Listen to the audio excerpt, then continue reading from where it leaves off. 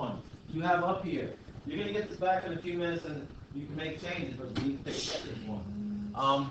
This is our first and a half, our first full block doing this. We used half block yesterday. That means there's a good chance Friday or Monday you're going to have a quiz. So make sure you pay attention. Let's shoot for Friday for a quiz.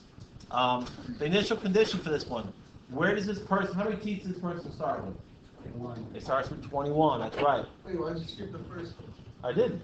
What's the initial condition? We did the first one. He starts up with 21 teeth. You know that because at 0 days, he has 21 teeth. Second question, what does that tell you? What does the initial condition tell you? How many teeth he starts out with? Right, how many teeth he starts with.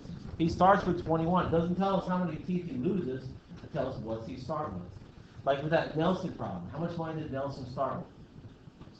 $60. That's his initial condition. He did spend $5 a week. What's the rate of change? Now you guys might be able to just look at this one and tell it. This one, for each one, it goes down by 3. He loses 3 teeth. How often? Every week. So the rate of change is this whole delta y, that's a horrible y, and delta x, he loses 3 teeth every 1 week. So the rate of change would just be simply -3 over 1. Now what's that? Well, then that would be positive. Is he gaining teeth or losing teeth? So you got to say the negative. Now what does the rate of change tell you? What does the rate of change tell you? 3. You got to use sentences. What is he losing? Oh, yeah. 3 teeth a week. Right, losing 3 teeth per week. Good. What is the 0 of this one? At what point will he run out of teeth? 7 weeks. Now, some of you guys had trouble with this, but if you look here, if you follow the pattern, when is he going to reach 0 teeth? Up here or down below? Down below. If you keep following this pattern, you subtract 3 from each one, you're going to get to here, and 3 minus 2 will give you a 0. So that's when he runs, that's when he'll have 0 teeth. At what number of week will that be? Just follow the pattern the other way.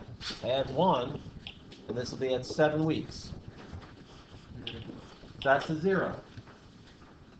What does that tell you? What does the 0 tell you? Well, he's going to have how many teeth then? 0. 0. That's why it's called a 0. Now, it's not on the graph right here, but you can see it follows the pattern. The next point has to be right here. They just don't have it there because they didn't give you that point. You could figure that out by looking for a pattern. What is the y-intercept? Where does this cross the y-intercept? 21. At 21, right. What's the other word for y-intercept? You know, Jacob? It's initial condition is the other word for it. All right. What is the slope? -3. Right, -3 over 1. We also call that the rate of change. And what's the x-intercept? 7. Because that's where it crossed the x-intercept, or that's the 0. All right.